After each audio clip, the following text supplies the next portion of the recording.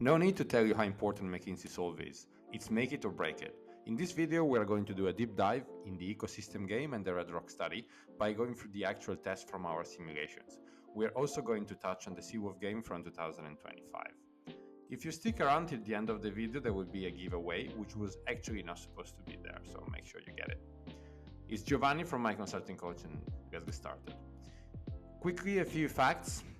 You face 3 games: ecosystem building, the Redrock Case study, and the Seawolf, known as the ocean cleanup in 2024. You have 110 minutes to complete all these games. The total assessment duration is 110 minutes, but you won't have the freedom to allocate time as you wish, so each game has a fixed time limit, making time management crucial. You'll be assessed on the result of each of the game, both on how you solve the game and what results you get. This will be your product and your process score. Most candidates are invited, and the test is administered online. The pass rate for the CV screening and the Solve assessment is around 30%, but it varies. So here we are. Welcome to the Solve game. In this section, I'll walk you through the interface, explain the rules, and guide you on how to develop a winning strategy.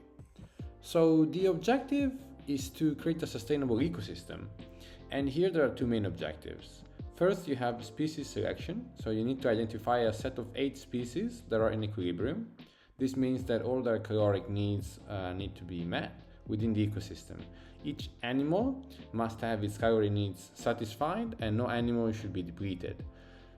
Then we'll go into the eating rules in a bit to learn more. And then you'll need to select the location. So choose a suitable location for your ecosystem from several options, and each with distinct environmental conditions. Now, this may sound a little bit confusing now, but let's look at the actual interface. I will just start the game here. You will see that on the left, you have producer and species, maybe a little bit different naming convention in the actual game. Here you have the producers. As you can see, each producer will live in certain environmental conditions and will provide a certain amount of calories here. They will not consume any calories, so there will only be calories provided. And then you're gonna have your species. Here are animals, and in this case, they are fishes. You could also find another scenario in the McKinsey game, could be the mountain ridge or anything like that. The process is always the same. You will just get different images and different names here, but ultimately what you're gonna do is exactly the same.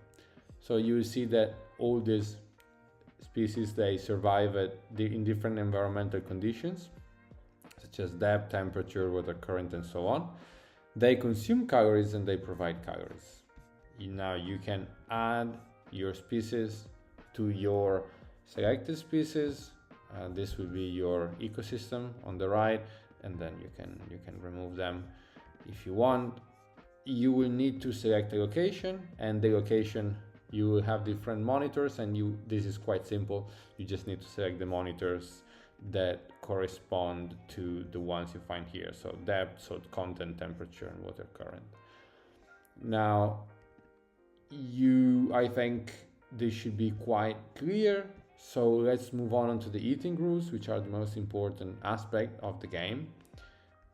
You have that first, species eat only once. So you build this ecosystem, and each species eats each other. They eat each other only once. If a species does not obtain the required calories, or the calories are depleted, it dies. So this does not have to happen. Even if one of the species dies, then the ecosystem is not in equilibrium. The species with the highest calories provided, they feed first.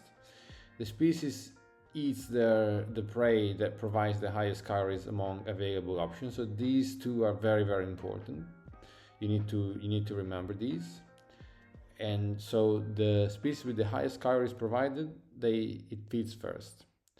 And this is very important because it can upset the equilibrium of the ecosystem. Then the calories consumed from prey are equal to the calories needed by the predator. So this is quite straightforward. And if multiple prey provide the same amount of calories, the predator consumes an equal proportion from each. This is just in case there is a tie. It's possible, it's not that common. And then so this is process is repeated for all the species, right? So we're gonna go for an example, don't worry. Now let's start the game. As we explain in our article, you have 39 species, so 39 between species and producers. These are divided into 3 groups of 13, and these 3 groups all survive at the same environmental conditions. So this is explained in details in our article, but you see that here you have depth 100 to 100, 1.67, 3.3. So if we check, you see that these conditions are likely the same. These ones are different, but you find another, these ones are also different. These ones are the same as this one. So first you need to identify these 3 buckets. This is the step 1, the first step. Then the second step is identifying the 3 producers. So this is very important because producers do not consume calories and are at the bottom of your food chain. So that's the very first thing you need to do. So let's check here, and a common technique, what you can do, you can check how many calories they provide and then start with the group that provides the highest amount of calories. Here, if I look at this, they all provide pretty much the same amount of calories in terms of group, like the 200 to 300, the 0 to 100. So there's none of the group provides much more calories than others. So we'll see that the key differentiator here is whether you have an animal or species that is going to eat one of them. So we need to check this. Let's start with the 0 to 100, and on paper you just can jot them down. So we have kelp 0 to 100, green algae 0 to 100, and then sea lettuce 0 to 100, right? Now what you can do, then you can go back with the species and then check one by one. So for the 0 to 100, check if at least one species eats the producer, right? So this one, no, blue-green algae.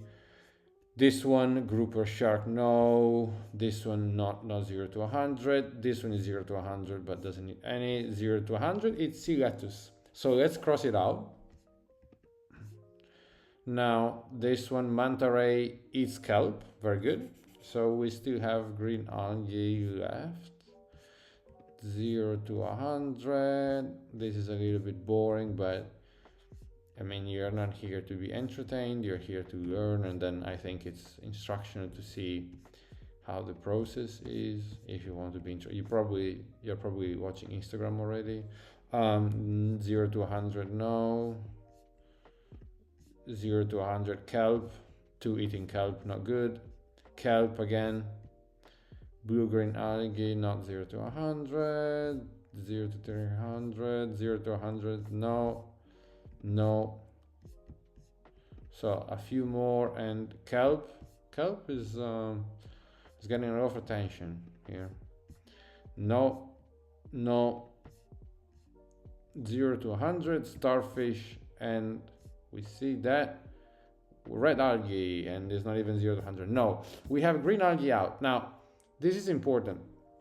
We have green algae out, so 2 producers will need to feed all of the species. So this is not ideal. Let's see if for the 100 to 200 range we are luckier. So red, so let's write them down. Red algae, and then brown algae,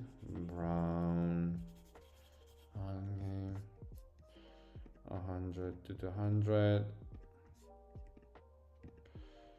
100 to 200. No, this one we already opened, and this blue green. Okay, let's go back. And now we run through the same exercise. No, no, no, no, no. Again, I mean, it's not the most exciting thing, but at least you see, I mean, maybe it's, will we find them or not? Seahorse? No. I mean, now we are not being very lucky, but I mean, it's one of those things that you need seahorse. So in the McKinsey game, don't despair, because things may always take unexpected turns. So you see, no, this is just going through data. Okay, blue-green algae is gone. We have one. Dolphin, blue tang, soapfish, no, clownfish, no, seahorse, red algae, very good. And then, I mean, we need to hope in this last one, and yes, we are lucky because this one is the brown algae. So we are covered now. We found a bucket we can work on. So now if we know that they pretty much provide the same amount of calories, and then another thing you can do, since you kept the cards open, is to quickly look for at this group and see if you see enough predator-prey relationships. But I think looking at this one is not relevant. We can try and give it a go. So ideally, when you open them, maybe keep them open like this, and then go through quickly and see. Just have a glance through the prey-predator relationships, and then start quickly building your ecosystem. Okay, we can now proceed and select our producers. So we said it was red algae, we selected brown algae and blue-green algae. Now we check, we can write them down here in our sheet. So it's going to be red algae, and this is going to be, you don't have to spell it out, it's not necessary, 500. And then we're gonna have brown algae is 0. 0 is provided, and then our is going to be 8350, and then we're going to have our blue green algae, and here is going to be 0, 9, and then we check it was 9 something, 9700. Okay, so we've got our producers. We can now move on and go to our species. We remember that we had towards the bottom moray eel, which was our first one, and then we had the starfish that we selected previously, and somewhere here hammerhead. So we can write them in. So moray eel. This is going to be 5950, 50, and 8250. Then we're going to have our starfish. Our starfish is going to be 6800 and 9500, and our hammerhead is going to be 5800 and 83850. Now that's fine. We know that each one of these will eat one of the producers, so we are okay with it. Now first Let's check from these if we can find some species that eat one of these. So from before, we remember that lionfish no, grouper manta ray no, swordfish no, 200. So I remember the octopus was one in range, and actually it's the starfish. It's the starfish. So yes, we can add it. We can add the octopus in. So octopus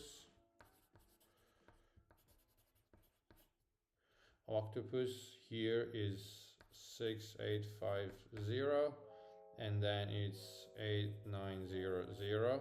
So we already see that this balances, right? We don't even have to run the numbers. So let's move on and maybe try to find the last one. Goblin shark. No, dolphin was one of them. No, wrong. I remembered it wrong. Try to keep it. You can keep it open if you need. Here, seahorse, pufferfish, red algae, but red algae is already depleted. And then towards the end there was the jellyfish, and the jellyfish eats the starfish, which is good. So we can add the jellyfish. And here we're talking about 5500, and then it's 73550. Now, what we can do is, rather than just running all the numbers, maybe let's just cross them out, right? So we know that the moray eel, so the first one to feed is the starfish. The starfish eat moray eel and red algae. Red algae provides more calories, so this one is gonna go. This one is gonna go. We know that this is gonna be like 2.7k. We don't have to run the numbers, but even if it's wrong, it's rough. It's a rough estimate. It will still work. And if you find that the call is quite close, then you can actually run the numbers. But don't spend time like doing all the calculations. It's much faster if you just cross them out, right? So starfish, we crossed it out. Then the second one is the octopus. So the octopus, we know that it's gonna eat the starfish. So this is enough. So this is around like 3.5. It's wrong, we know, right? It's like 7.2. No, this is like 2.8 or something. But let's just move fast. And we don't have to, again, so octopus, we sorted it out. Now 8-9, what's the next one? Hammerhead. Hammerhead is gonna eat green algae. We are fine, more than enough. We don't care. And now we have this, the eel, the moray eel is gonna be, this one is gonna eat brown algae or blue algae. Both of them are depleted. This one eats this one, and then we only have the jellyfish left. Jellyfish left, which was the, oh yeah, that we didn't add. And then this one is going to eat the starfish.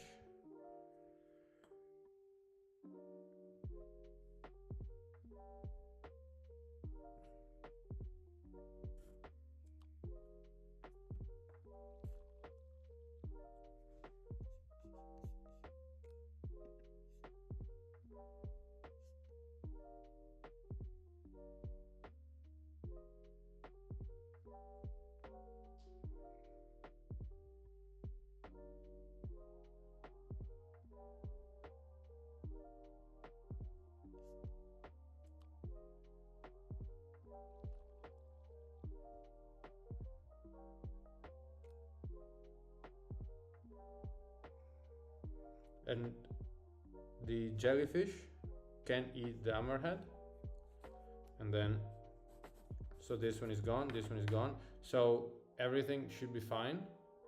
We can now select the location. Now set the location, so depth, water current, and then here's temperature and soil content. This is between 100 and 200. Rest of the, then we submit. And yes, our system is in equilibrium actually. So the ecosystem is done. Let's now look at the Redrock before going to the game. A few facts. It's 35 minutes. The time constraint is quite hard. A lot of candidates report that they are not able to finish the game. Your focus will be on extracting key data, understanding objectives, and there will be a component of being able to use the game tools effectively, but you can practice using our simulation. You have two parts, the study and the mini cases. The study itself is divided into the investigation, where you read the prompt, start thinking about the case and save key data, the analysis, where you answer the numerical questions, and then the report, where you summarize your findings. The mini cases are simply business-oriented questions, similar to GMAT questions, a little bit more exotic sometimes, but ultimately the format is always the same. They are unrelated to the case, but on the same topic. You will be assessed on your critical reasoning, chart interpretation, and basic math problem.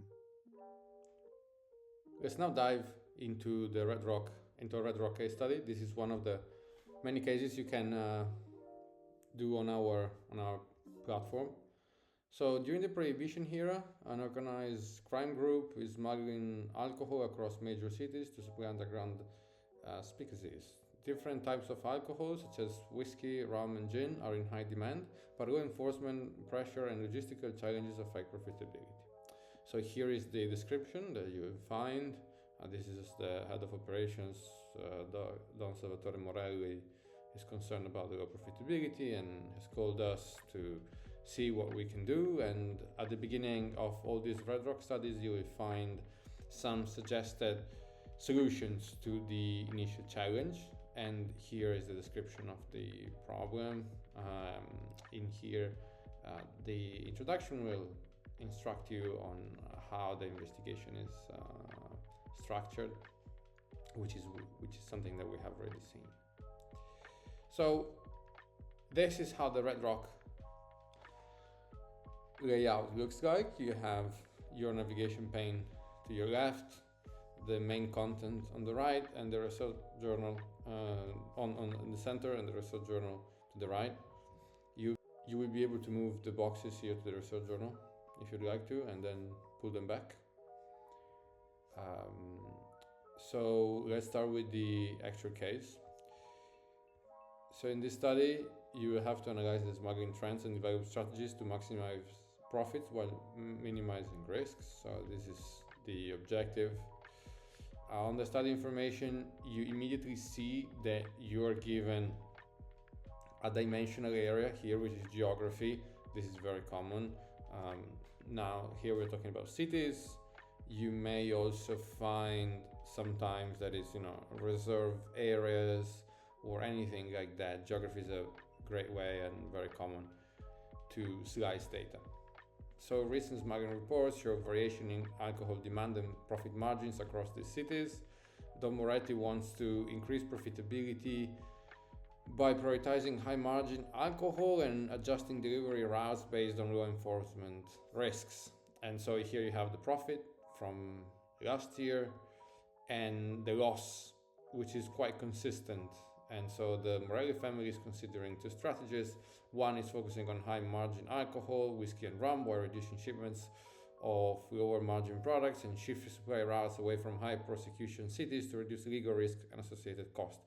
Here is a very important piece of info. The main focus of operation will be New York and Boston. So you already see that you need this data dimension. So when you're collecting your data, you already know that you want New York and Boston.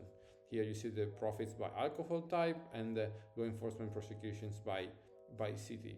So here we can drag this data. We can be on the safe side, and then we can drag it.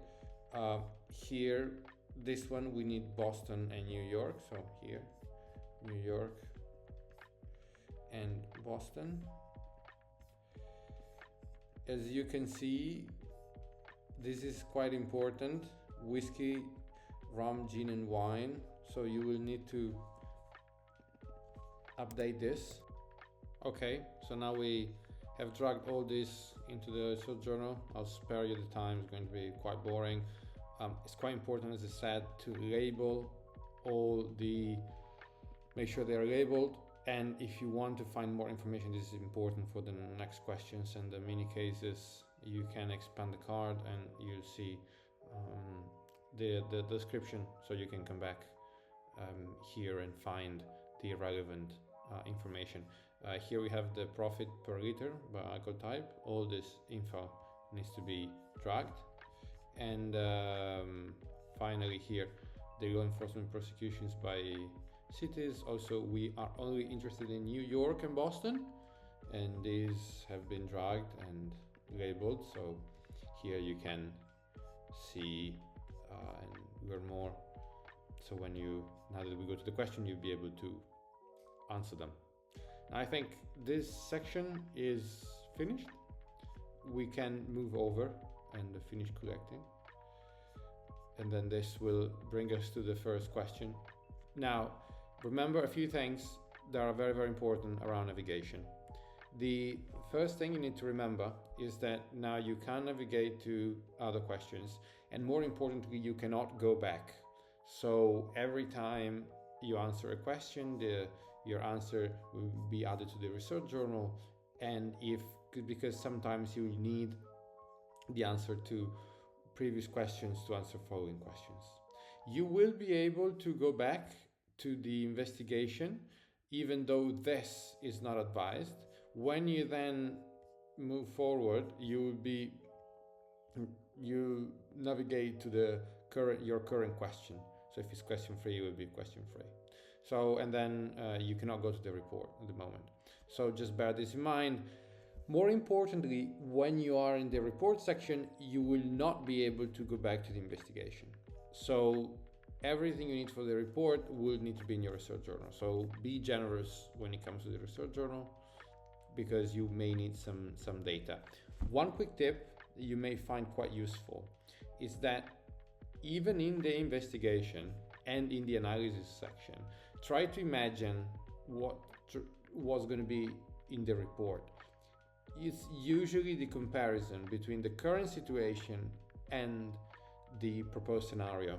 So, for instance, if we go back to the investigation, we see here that we are looking into shifting supply routes from high prosecution areas and focusing on high margin alcohol. So it's going to be something on this line, and probably you can start looking into the analysis section and you'll see and try to understand if there is going to be what's going to be in the report.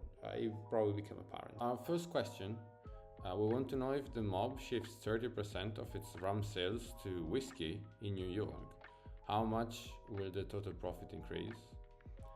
Now, for this question, it's essential to approach it in a differential way. We don't want to calculate all the rum sales and all the whiskey sales and then find the difference, because it's going to take too long.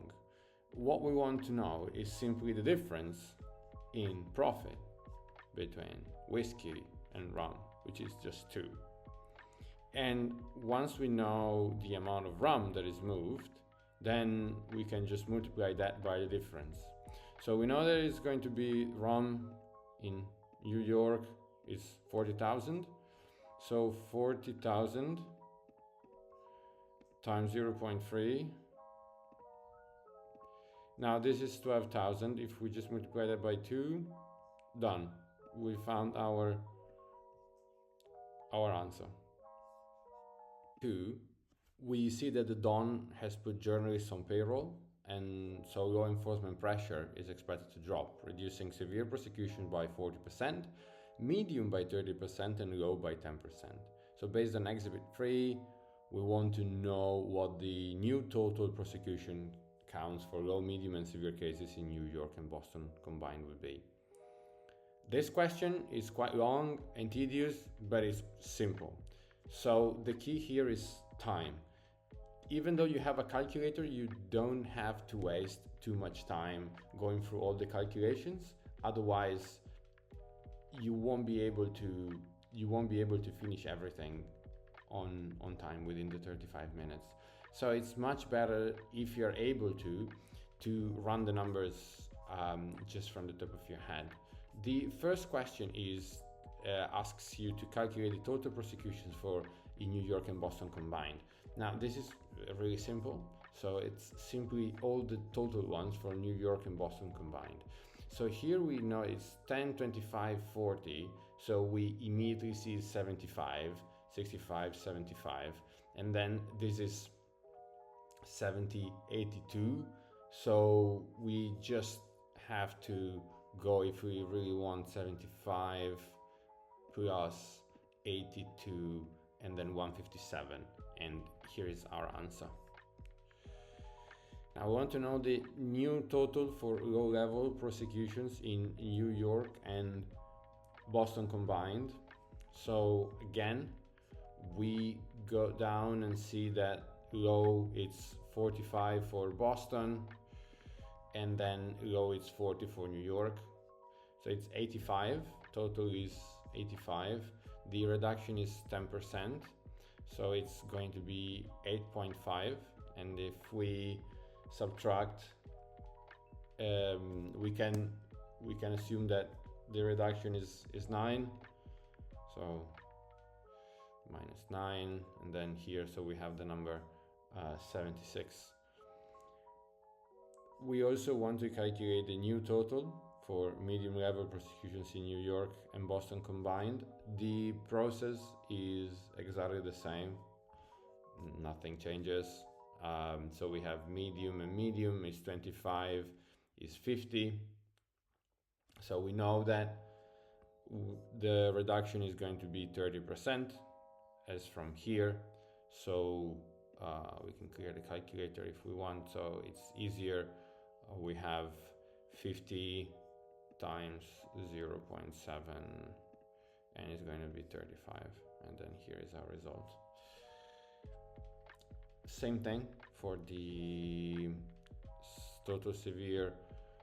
I want to know the total severe prosecutions in New York. Things are a little bit switched up here, so here is the total, it's not a new total, so you need to be careful because sometimes questions can be confusing on purpose, but again this one is quite straightforward.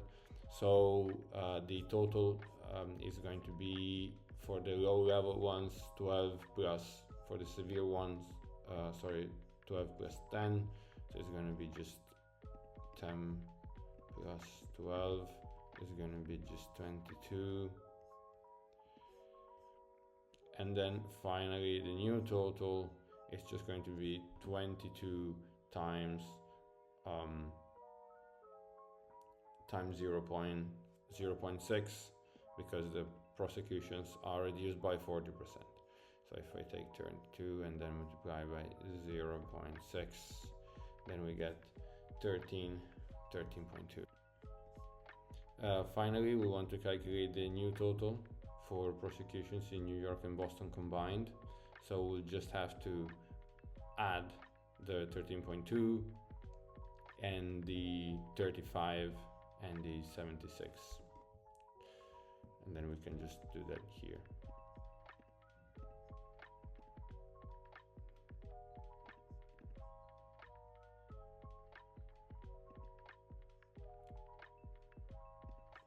And that's it. So we know that it's going to be 124.2.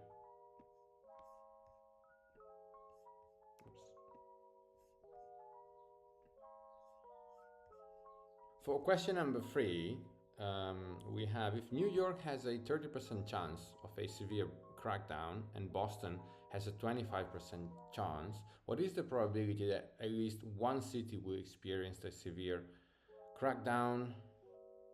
Now, you will find a lot of these questions, a lot of these probability questions throughout the Redrock study. So do revise your probability and also statistics. You will get a lot of questions around median, means, and you'll also see quite a few graphs thrown around. So revise that. You won't necessarily need to use very complex concepts. Through a few questions for Redrock, maybe a little bit too much for the video. So if you're interested in learning more about the test and having access to the solution to all the questions, comment Redrock in the comment section, and you will receive the video for all the missing questions, the video outlining all the cases, and also some exercises and practice questions. So for the report, you have to fill in the blanks using the answers from the questions. Remember that you won't be able to go back, so everything needs to be in the research journal. Answers are automatically added to the research journal, but make sure you label them correctly. If you, again, usually these you will be able to figure out what answers are going to be in the report, because they always end up being the situation prior to the changes that are enacted by your client, essentially. So in this case, we have, under the current law enforcement situation, the total number of enforcement actions in New York and Boston combined is 157. This comes from before, with severe prosecution accounting for 22 of the total cases. And then under the new strategy, the expected total number of enforcement actions in New York and Boston combined is 124. This one you can drag them. I just type them in because it's easier, but you can drag them if you want.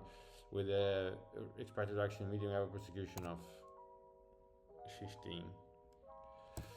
Compared to the current situation, the measures will decrease the total number of law enforcement actions, as you can expect.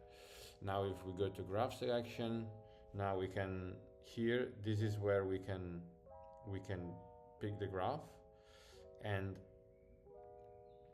then in this case, we want to compare the current and new strategy for the law enforcement actions. Since we want to compare two things, a side-by-side comparison is ideal, so it's either a line chart or a bar chart. Because there is no trend, a bar chart is the possibly the ideal chart for this. And then all we need to do now is fill in the blank. For the current one, they were 85, and then for the new strategy 76. The medium one, we're talking about 50, and then this is 35, and then the severe ones, it's 22 and 13. And so we see the reduction. Again, I type them in for the sake of the video. You can drag them from your research journal if you need to. So welcome to the Seawolf. So the objective is to find free microbes that will treat an ocean site. For the free microbes to be effective, they will need attributes that are in range with the ocean site, and they will need to exhibit the desired trait of the ocean site, and they will not need to exhibit the undesired trait of the ocean site. So each site has 3 attributes as characteristics, and they range between 0 to 10 in increments of 2. So 0 to 2, 4 to 6, as you see here. And then they have 1 desired trait and 1 undesired trait. Then each microbe will have 3 attributes and 1 trait. So for instance, I'll just, for the sake of argument, move to the next stage. So this is the card for a microbe, and then you see that it has 3 attributes and 1 trait. The objective is to select 3 of these that fit the the site characteristics. And in terms of scoring, you will get a score from 0 to 100 and 0 to 100%, and you get 20% for each attribute that is in range, and 20% if the trait is present, and you will get an additional 20% if the trait is not present. In the real game, you may not be able to find the perfect solution. So even if you get 80%, maybe the ideal solution was 80%. Exercise is essentially a funnel. So you start with a database of bacteria that are not explicitly given to you, as we're going to see now, and then you finally have to select free bacteria. If you want more, I will run through the simulation and show you how it works. If you want more information and tips, you can always visit our website. You will need to repeat the exercise for 3 sites. The 3 sites are all equal, so we will go through 1 site and the rest is exactly the same. Each site has 4 parts, so 4 steps, and at each of the steps you need to do something in order to select the right microbes at the end. Now we're going to go through every single part and every single step, and we're going to give you some tips and outline what you can do to be successful. But first things first, let's look at the first part and at the layout of what you have. Here you have the first thing to look at are the site characteristics. So we are looking at site 1 characteristics, as we are in site 1, and imagine that this is an actual ocean site, right? So each ocean site has attributes. Attributes are continuous variable, and they are going to have a value, and the range is going to be 2, and it's going to be between 0 and is going to be between 0 and 2 to 4, 4, 6, and so on. So in increments of 2, starting from 0 to 2. And these are permeability, mobility, energy, and you find also other attributes. And then traits. Traits are Boolean values, and they can be either desired or undesired. So a site characteristic can have a desired trait, usually has a desired trait, in this case light sensitive, and an undesired trait, in this case phosphorus removal. In the first step, what you are going to do and what you have to do is picking attributes for the site characteristic. This step, it's somehow unclear how this step affects the following microbe selection in the actual McKinsey case, because different reports have said we have had different reports saying different things, but ultimately what you should do is choosing attributes that match the range of the site characteristics. So this is quite straightforward, and if you have a trait here, probably select the trait as well. So you can only pick 2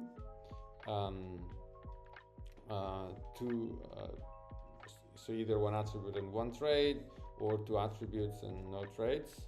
There's no point selecting 2 traits because there's only 1 desired trait. But usually the strategy is to select the desired trait and then just pick an attribute. Like they're all randomly between 6 and 8. So we're going to put this. We're going to move this between 6 and 8. Select this. Select that, and then we can submit the selection. Now this is step 2, so part 2 of 4, again 4 parts. In this case, you're going to, here you have the cards of the actual microbes, either microbe or bacteria. We will use them interchangeably, and you see that each microbe has different attributes and the trait. You see the site characteristics, and you have the preview of the site 2 characteristics, so which is the following site. What you need to do is you need to decide in this part whether to assign this card, this specific microbe, to either the current site, the following site, or just return it. Just you you won't select it. So how does this affect following the game? This affects the game because you, in the following step, you will see some of the microbes that you selected will be shown to you in the following step. So if you're accurate in your selection, you will have a better chance, a greater chance to find your free microbes. Now, it's also true that the process is not fully deterministic. So sometimes you're going to find some of this, a lot of microbes that fit the current site or the next site, but sometimes you won't find many. So if you play the game, it may as well be that you may find, I don't know, 7 or 8 of these microbes that fit your current site, but if you just play again, it may only be 2 or 3. So there is not really a predefined number of microbes to assign to either current site or next site or return. Just make sure, the strategy is making sure that only assign it to the current site if you have at least 2 elements that are in range, we would say. So you have either 2 attributes in range or the desired trait. So in this case, Aquacoccus has 3 attributes in range, so we can assign it to the current site. Then let's see, this one still permeability, still good, current site. We are quite lucky, heat resistant, this one current site. This one we see that we have permeability is out of range, but it's light sensitive, so we add it to the current site. This we have 982 and heat resistant. This one doesn't really match with any of the characteristics. It's heat resistant, so we can add it to the next site. 676, this one has 3 attributes, but it has the undesired trait, so we don't really want that, because this will reduce our final score, so we just return it. Then here we have another one, light sensitive, 67, this one is current site. Again, we have phosphorus removal, so we return it. This one is still good for current site, and this one as well.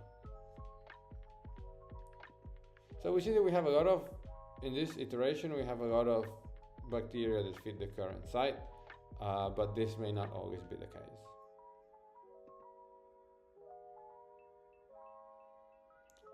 So now let's move on to step 3. So on to step 3, you are given a prospect pool which has been formed, which is affected by your previous choices. And in this case, in this iteration of the game, we had like sort of an easy run because a lot of them fit the bill. And this prospect pool is what you're given, and your objective is to complete this prospect pool. So by adding 4 microbes.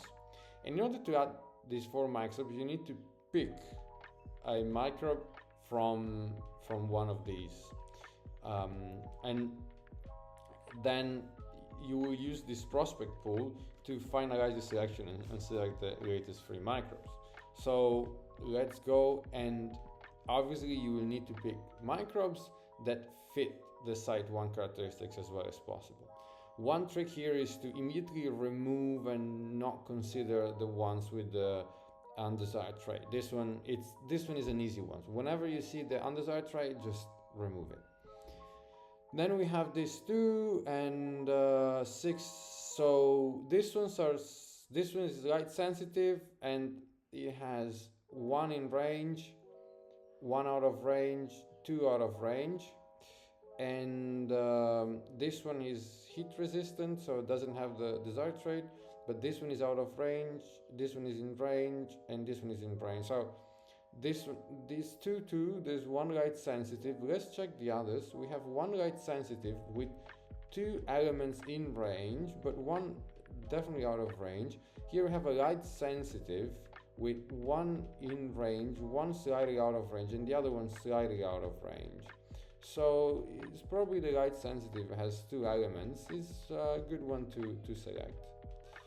But again, here we are very lucky because we have everything in range here, so we definitely want to choose this because this one has all elements in range apart from the 5, but slightly out of range, and so we want to select this one.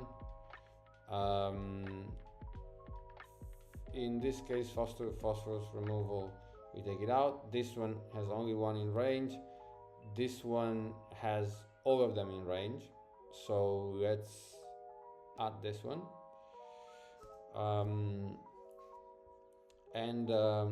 For the last one, let's check. So no undesired trait. We have this one which is light sensitive. General as a process here, just check for the traits first. So if it's undesired trait, you don't even look at it. If it's desired, you check it first to be quick. And in this case, it's 7 in range, out of range, out of range. And then here we have 2 in range, and aerobic in range. Once you select the last ones, always check, for instance, what you have in other cards as well. Because for instance, here I have light sensitive. For light sensitive, I see that I have like here everything in range, so I'm going to have this. So it's not necessary to have the light sensitive, and it's probably wiser to pick something which is a little bit more in range, so this one. So now we've completed our prospect pool, and for the last step, we need to select 3 microbes that fit the site characteristics. As we said at the beginning, what they need to fit is the average value of the 3 attributes. So we get a score, and as we said before, we get 20% if the average of the attributes fit the site attributes, 20% if the desired trait is present, and 20% if the undesired is not present. Quick trick, rather than just calculating the mean, you can always multiply this by 3 to find if you want to look at the sum. So for instance, you know that the sum of the microbes, the permeability is going to be between 18 and 24, 18 and 24, and so on. So first of all, we want the desired trait. So light sensitive, 976. We had one light sensitive. We can pick the light sensitive for this one is the closest one.